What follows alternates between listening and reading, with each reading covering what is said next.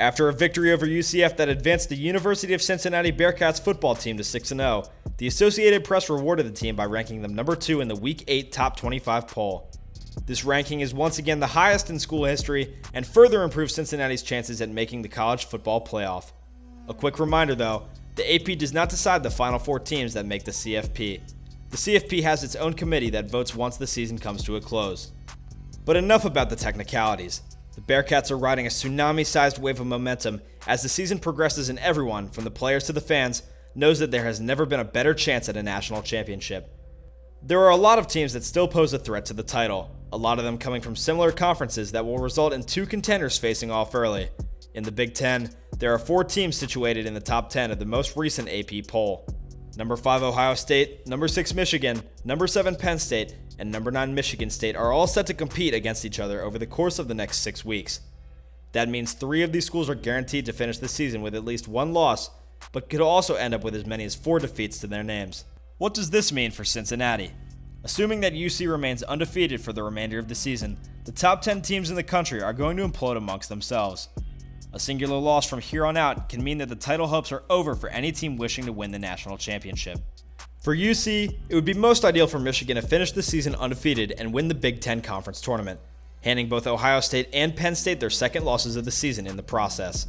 It's reasonable to expect Michigan State to lose to at least one of the other 3 Big Ten schools, which means that this will cement one, and only one, Big Ten team in the CFP.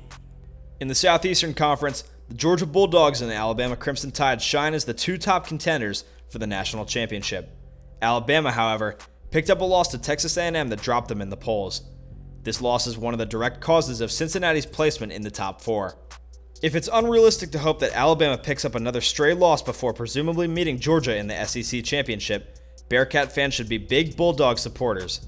Yes, there is some rocky history between the two after the Peach Bowl last season, but they could also be the reason that Cincinnati finishes in the top 4. An SEC championship victory for Georgia over Alabama would almost guarantee the Crimson Tide finishing outside the top 4, maintaining the door ajar for the Bearcats. Placing number 3 in the AP Top 25 for Week 8 is the Big 12 powerhouse Oklahoma. Don't look now, but the Sooners have given up at least 30 points in 3 straight games and still have 2 ranked opponents remaining on their schedule. The Oklahoma Sooners' biggest test will come in the last week of the regular season, where they are set to meet undefeated rivals number 8 Oklahoma State. Many may wish that both Oklahoma and Oklahoma State pick up a loss before meeting each other, so that is going to be this conference's ideal scenario. Oklahoma State has only won 1 game by more than 10 points and has 3 more road games to test their will. Other than Oklahoma's spotty defense, starting quarterback Spencer Rattler was injured, which has placed the weight on freshman backup Caleb Williams. Bearcat fans can hope for a loss in the next 5 weeks from one of these teams, but if it doesn't come, Boomer Sooners should echo around Cincinnati when they meet. If all these scenarios pan out, the CFP committee should have a relatively easy time naming the top 4 as Georgia, Cincinnati, Oklahoma, and Michigan. The order can change how the committee pleases, but it would mean that the Cincinnati Bearcats will have a true shot at hoisting the national championship trophy. However, it has already started. The excuses for why a team with 1 or more losses should make the college football playoff over Cincinnati. With Alabama rebounding from its loss to rout Mississippi State, and Ohio State dominating since its loss to Oregon, talk has already begun about putting a 1-loss blue blood ahead of upstart Cincy. Would the Tide be favored over Cincinnati in a head-to-head matchup? Of course. And the same is probably true for Ohio State, Penn State, Oklahoma, and possibly Michigan, Oregon, Ole Miss, and a handful of others. But that's not the point. If this chaotic season has taught us anything, it's that all those things we think should happen are actually far from guaranteed to play out as expected. What happens on the field has to matter, and Cincinnati is simply demoralizing its opponents.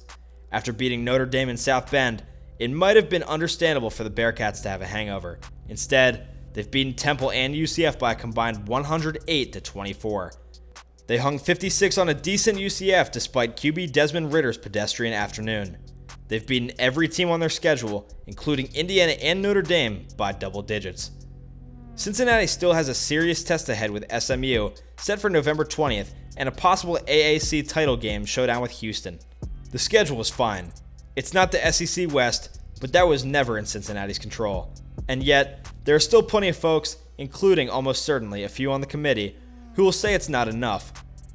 What if Notre Dame loses another game or 2? Indiana hasn't met expectations, even though all the Hoosiers' losses are to ranked teams. SMU and Houston? They're not Power 5, so they don't really count. We hold teams like Cincinnati to an impossible standard. The Bearcats had a solid non-conference slate. That's all they can control.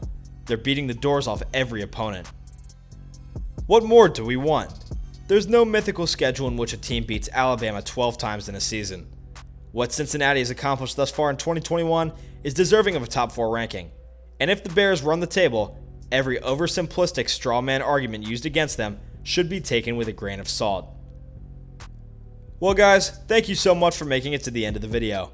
Be sure to smash that like button, subscribe to Pigskin Blast, and hit that notification bell so that you never miss a video. See you all next time.